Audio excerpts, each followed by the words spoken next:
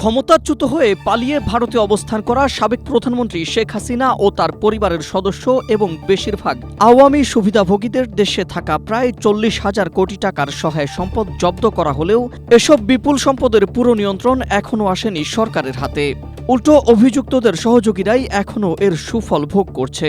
জানা যায়, আমলাতান্ত্রিক জটিলতা ও বাস্তবায়ন দুর্বলতার কারণেই এখনও এসব সম্পদের 80% সরকারের নিয়ন্ত্রণের বাইরে। ফলে রাষ্ট্র ও এর সুফল নিতে পারছে না। এসব তথ্য জানিয়ে প্রতিবেদন প্রকাশ করেছে দৈনিক কালের কণ্ঠ। প্রতিবেদনে বলা হয়েছে, ব্যাংকে যেমন নগদ টাকা রয়েছে তেমনি বাড়ি, জমি, ফ্ল্যাট রয়েছে অনেক টাকার অঙ্কে, যার পরিমাণ প্রায় 40,000 কোটি টাকা। স্ট্রবেরি সুপার ডটেড ও ক্লাসিক ভ্যারিয়েন্ট সেন্সেশন জাগুক শিহরণ। আদালতের নির্দেশে 2025 সাল পর্যন্ত দেশে ও বিদেশে জব্দ করা প্রায় 40,000 কোটি টাকার সম্পদের মধ্যে দেশেই রয়েছে 30,000 কোটি টাকার সম্পদ।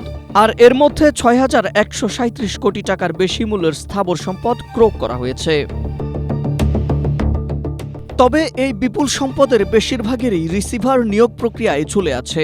ফলে ক্ষমতাচ্যুত প্রধানমন্ত্রী শেখ হাসিনার পরিবার, এস আলম গ্রুপ, সাবেক ভূমিমন্ত্রী সাইফুজ্জামান সহ আওয়ামী লীগ আমলের সুবিধাভোগীরা এখনও এসব সম্পদের সুফল ভোগ করছেন। অস্থাবর সম্পদের মধ্যে শেখ হাসিনা পরিবারেরই সংশ্লিষ্ট প্রতিষ্ঠানের 156টি ব্যাংক হিসাবে থাকা প্রায় 1,045 কোটি টাকা জব্দ করেছে দুদক। দুদকের সাবেক মহাপরিচালক মোহাম্মদ মইদুল ইসলাম দৈনিকটিকে বলেন, সম্পদ জব্দ ও এর রিসিভার নিয়োগের ক্ষেত্রে দুদকের সদিচ্ছা ও আন্তরিকতার ঘাটতি রয়েছে। আর এই আন্তরিকতা ও সদিচ্ছার ঘাটতি এই ব্যর্থতার অন্যতম কারণ।